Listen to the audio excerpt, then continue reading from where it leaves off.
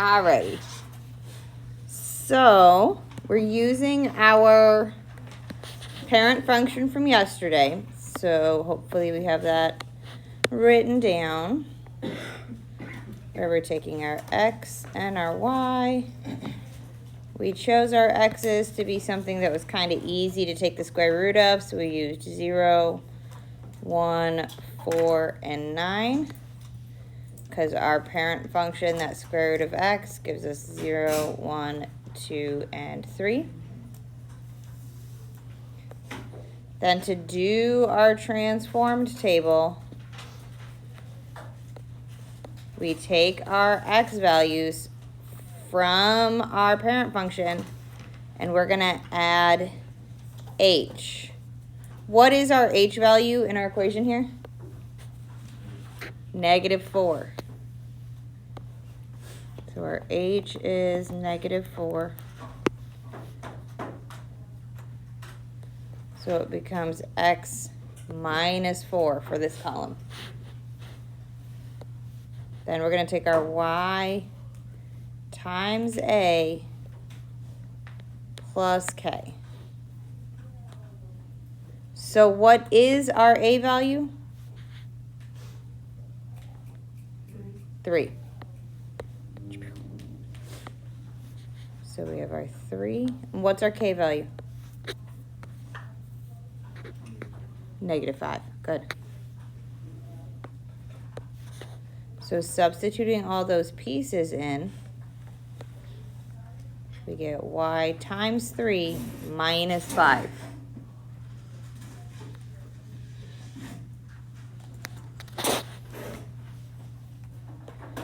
So doing these, that's not the laser pointer. Doing these operations on these values, we're going to take our x values minus 4 and our y values times 3 minus 5.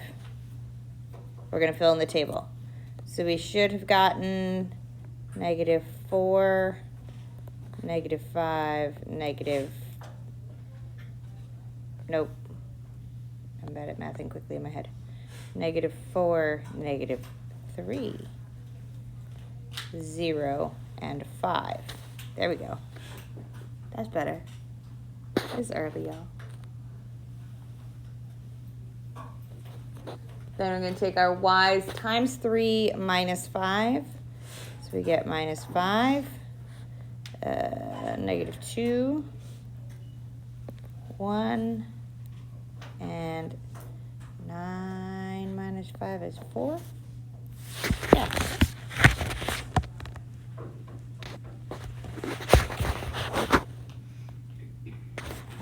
Noise. That was weird. So then we're going to plot these points. We have -4, -5. So way down here. -3, -2, 0, 1, and 5, 4.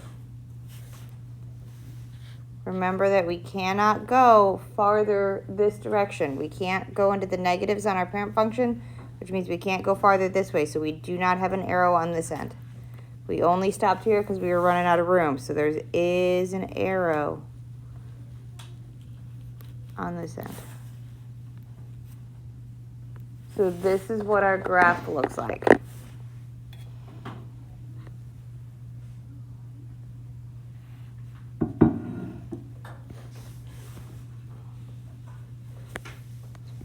So this was our square root parent function, and we applied our transformations.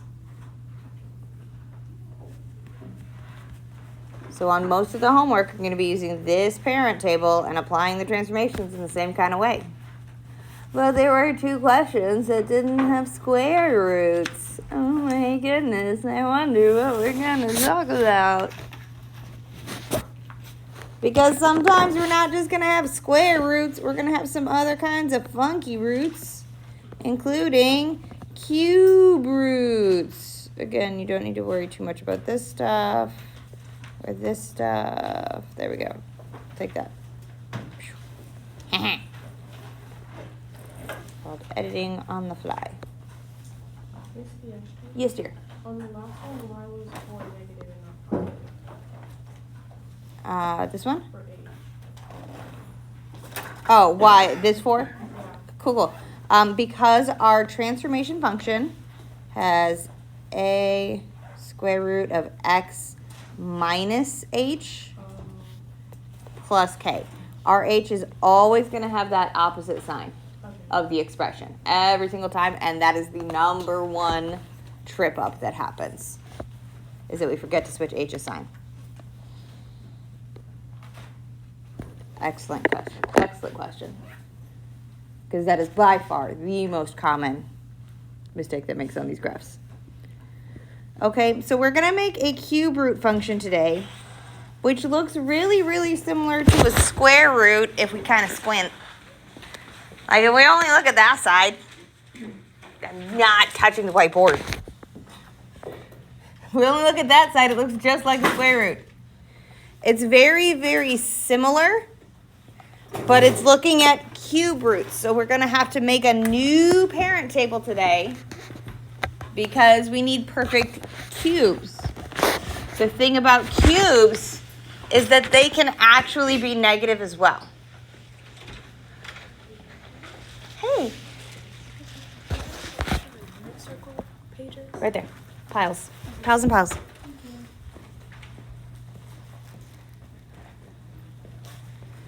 In fact, probably so many, I need to go make copies for you guys.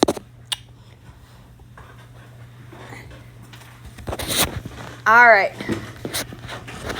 So, I shouldn't have settled in because I need to give you guys some graphs. We're going to graph some cube roots. We're going to start with making our parent function. Then I don't know that we'll get to 4 graphs, but I'm going to give you 4 just in case. Rather give you too many than not enough.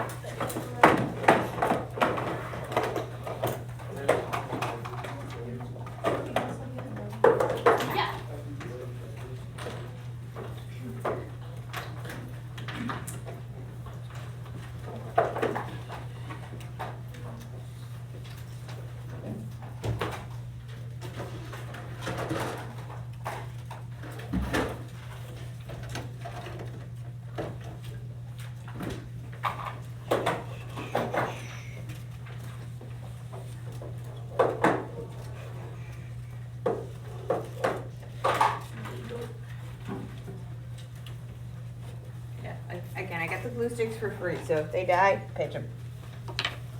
They have a questionable longevity.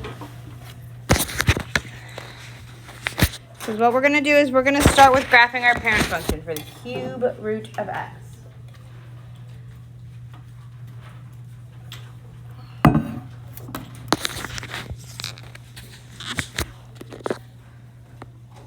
And this one's going to have a different parent function table as well.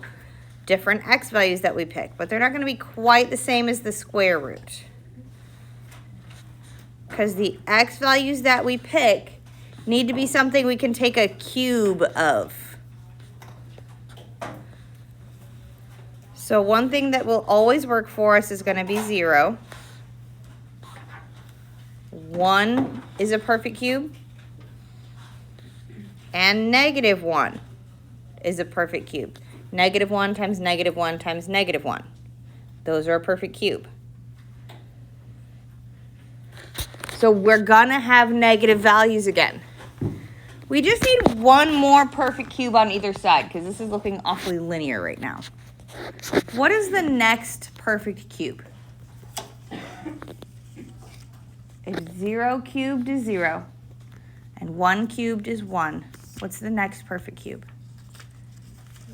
2 cubed is 8. So we're going to have the next x value be 8, which means we're also going to use -8. And I know on this graph it's not going to fix. They only go up to 6, but we're still going to kind of estimate where they are so that we see what's happening. So our y values are when we take the cube root of these. So we just said that the cube root of 8 was 2. So the cube root of -8 is -2. Because -2 times -2 times -2 makes -8. That's how we know that. The cube root of -1 is -1. The cube root of 0 is just 0. 1 and 2, just so I can finish my thought before she finishes her sentence.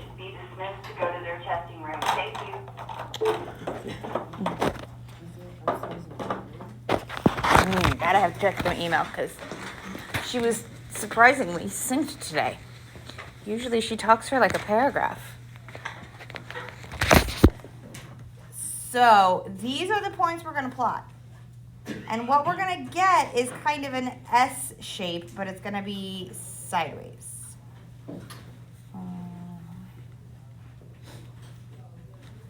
Yeah, Gabby, X203. I think. Oh.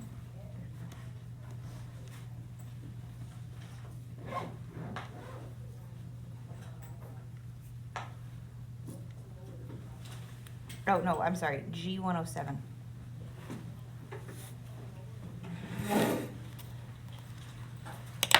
So Gabby, yours is in a different space. G107. That's where it is. You're welcome, my dear. Whoop! Almost out of my own backpack there. All right, so we're going to plot up these points where I have my 0, 0, my 1, 1, and my -1, 1. And we can kind of see right here why I didn't just let us pick the 3 that show up on my graph, because that looks an awful lot like a line. When really, my next piece is over here and up over here. So our shape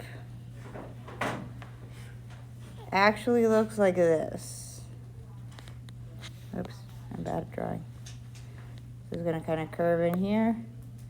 And it's going to curve back like that. It makes kind of an S-ish shape. And on both ends of a cube, we could keep going. I could find another negative perfect cube. I could do -3 cubed. I could do -4 cubed. I could do +3 cubed. I could do +4 cubed. So we can keep going. The only reason to stop is because we don't need more than 5 points to get a good view.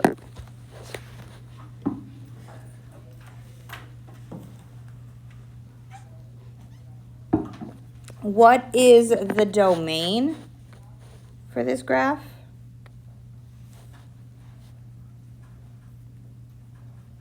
Remember, those are our x values that work. Which x values work here? All real numbers.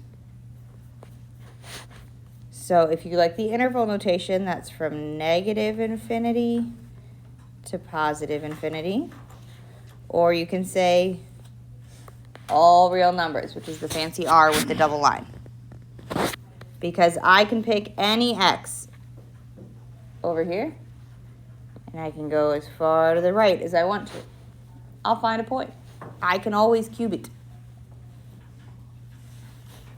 Might be decimally and gross, but I can always cube root it. What about our range? What y values do we get?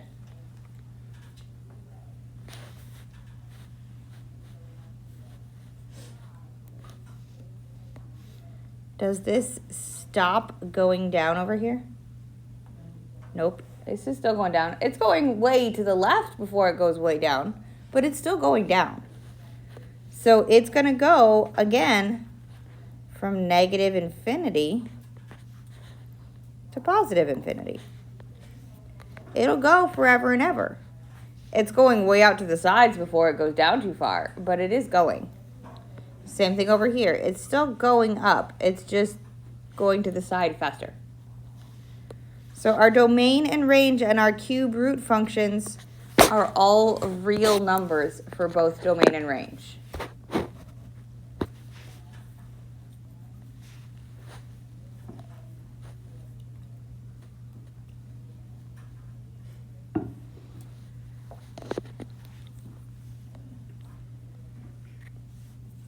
this is going to be our parent function that we're going to use for the rest of the graphs today, because we're going to work with cube roots today. So our parent function for our square roots was a little bit different. That was this guy here. Our parent function for our cube roots is going to look like this one. Questions on this first one? Because honestly, that's the new part for today. We're going to use A, H, and K in 100% exactly the same way we did it yesterday. 100% transformations go the same. It's just a new parent table. Okay? So that's what we're going to practice. I have our transformation form up here. It looks almost identical to the square root one. The only difference is it's got a little index of 3. So I'm going to write my parent table over here. There's my parent.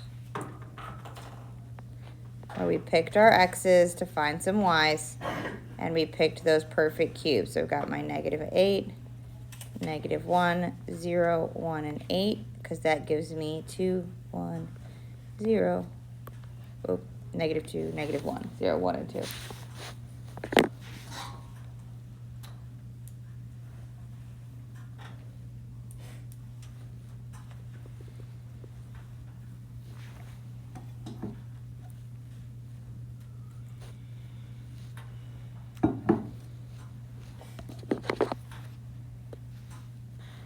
So what we're going to do to find our transformation is we're going to come in and we are going to figure out what is x plus h and what is y times a plus k. So first thing we need to know is, what is h? +1.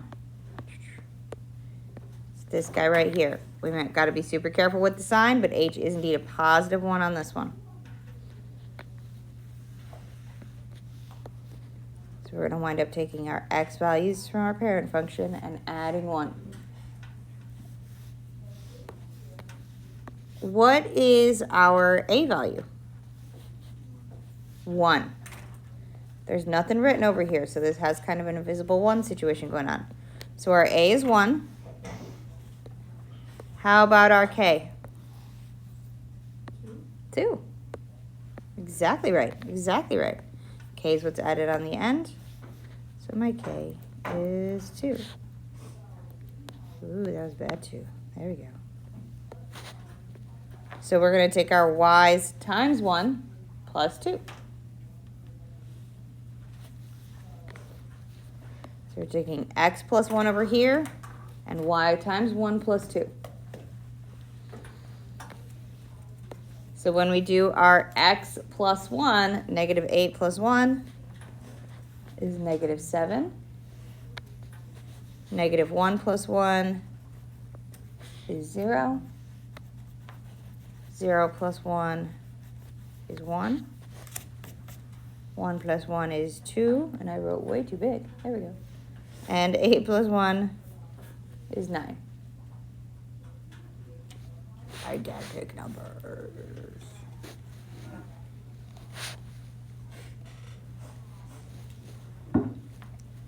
So then we're going to do our y transformations.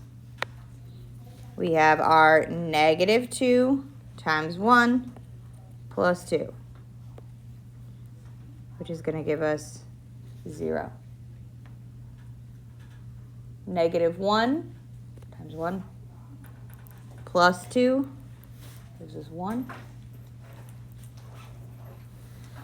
0 times 1 plus 2 is 2. 1 times 1 plus 2 is 3. And the last one is 4.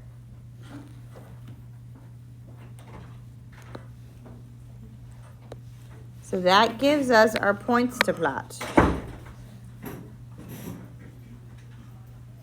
Not that one, Diana. You don't want that. It's pre-cal. So you really don't want that one. They don't even want that one. All right, so we're going to plot up our points. Thank you, my dear. Here, Diana. at graphs.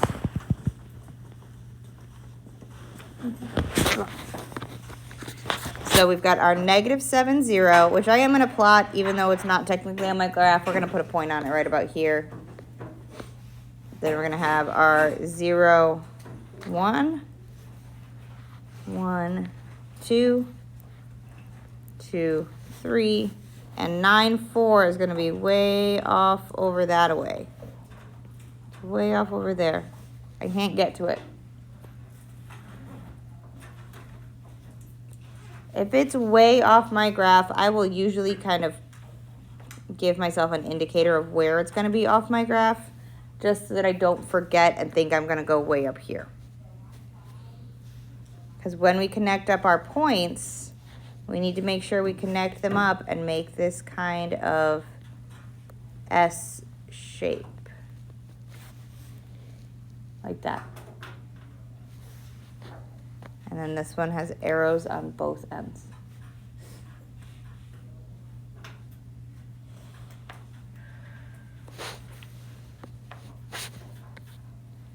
What is our domain for this one? All real numbers. What is our range? Negative infinity to positive infinity, or all real numbers, same thing. For every cube root, every one of them, it's all real, all real. I feel like I need to make a Matthew McConaughey voice for that. All real, all real, all real. You can also do this with our interval notation as that negative infinity to positive infinity. So the transformations work exactly the same as what we did yesterday. 100% exactly the same.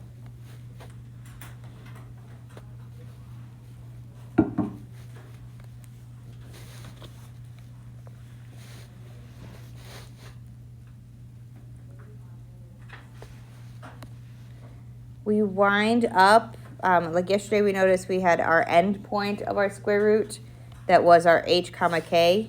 Here we wind up with our center point on our table is h comma k. It's this kind of twist point. It is the place at which we're going to have a point symmetry. Oh snap, pulling that back from last semester. So that chain, the center point, our h comma k, is this, it's called a point of inflection. I don't know another word for it. That's not a thing you need to know. But it's this kind of center point. It feels like the vertex. And this is going to be our h comma k. So this is what has moved right 1 up 2 is this central point here.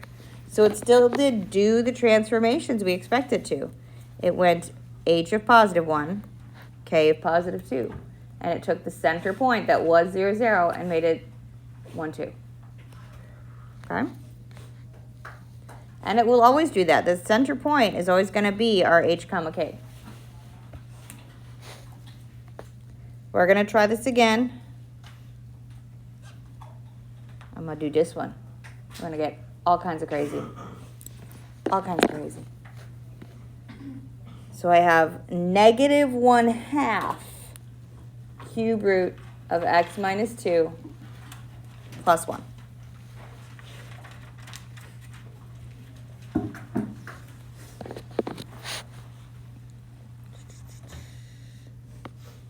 I am going to, again, just write down my parent table. Because we know for a cube root, I need this parent table. Ooh, that's the wrong pen. There we go. Where we picked our x's to find our y's that were negative 8, negative 1, 0, 1, and 2. Nope, 0, 1, and 8. To give us negative 2, negative 1. 0, 1, and 2.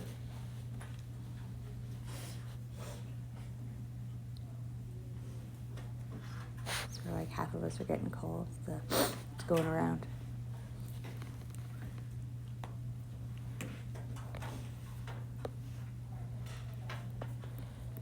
All right, then we're going to set up our transformation table where we're going to put our x plus h on the left and our y times a plus k.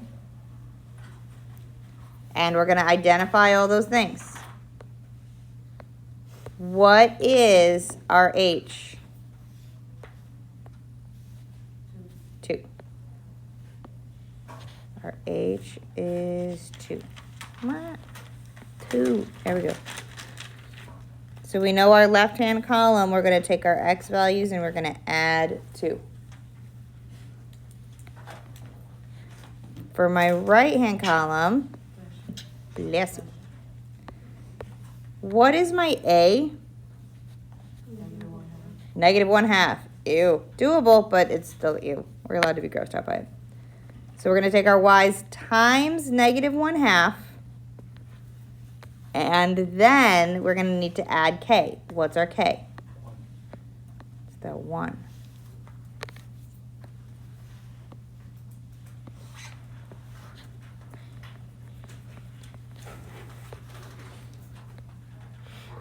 Didn't write the a out. So we got to trust the process. Some of these are a little bit gross, but we can do this. And if we need to, when it comes to this one especially, use the calculators. Totally fine. It's going to wind up fractionally. I do recommend decimals when we're graphing. It's just easier. So we're going to start with our x's. Those are easy because all we need to do is add 2. So negative 8 plus 2 gives me negative 6. Negative 1 plus 2 is positive 1. 0 plus 2 is 2. 1 plus 2 is 3. And 8 plus 2 is 10. So we're starting with just adding 2. Then we're going to go ahead and do the right-hand column. So I have negative 2 times negative 1/2. I've got negative times a negative, which makes it positive 1. So then we have positive 1 plus 1, giving us positive 2.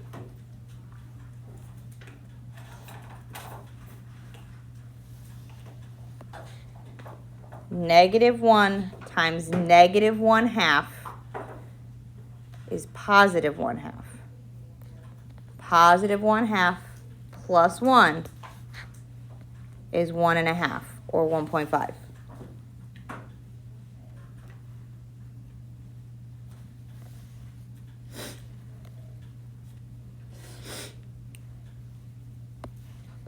We're going to have our 0 times negative 1/2. We always love 0. Easiest one to do. 0 times 1/2 is 0 plus 1. It's just 1. 1 times negative 1/2 is negative 1/2 plus 1 is positive 1/2, or 0.5.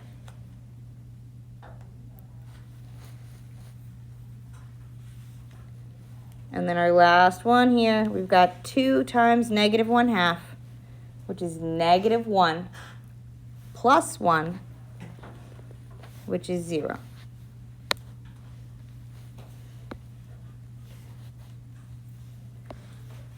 And then we're going to plot our points and remember what the heck an a value does.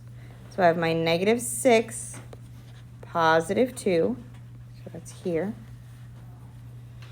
I have 1, 1.5, 2, 1, 3, half, and 10, 0, which is going to be way over there. I do not like that shape that I drew there. It's going to be over there somewhere. That is trying to be an arrow, and it's just not arrowing. Oh my gosh, it looks like a C.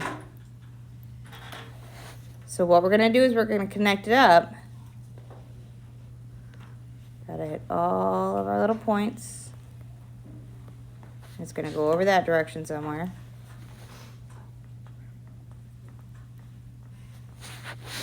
And we can see that it has definitely been compressed. That sucker looks like somebody sat on it. It has been squished. compressed. It's been smashed flat-ish. It has also, with this negative sign, what that does is that makes it flip upside down. It's been reflected across our x-axis. So it's upside down. That is all the negative a value does. So we get a little scared when we see them. So be super careful and just make sure you're typing in your y values carefully. But it does the exact same thing. So we still have our domain and range that are the exact same. The domain and range are going to be all real for all cube roots every single time. But we're just going to be really careful when we set up our transformation functions that we, especially when we have a negative a value, because it's going to make things go upside down. Okay, it reflects across the x-axis. Questions on this one? Okie dokie. I have one more, but I'd rather you have time to work on the homework. So we can work on homework. I'd rather you guys have time to practice and ask questions and do stuff like that and not have to take it all home. So, homework 4. It's the worksheet I passed out to you yesterday. You can now do, I think it was 4 and 5, which were cube roots. Okay, so you're going to do your transformations on those. Practice making the graphs. I'm going to try and hand back some of the stuff that you guys have already turned in.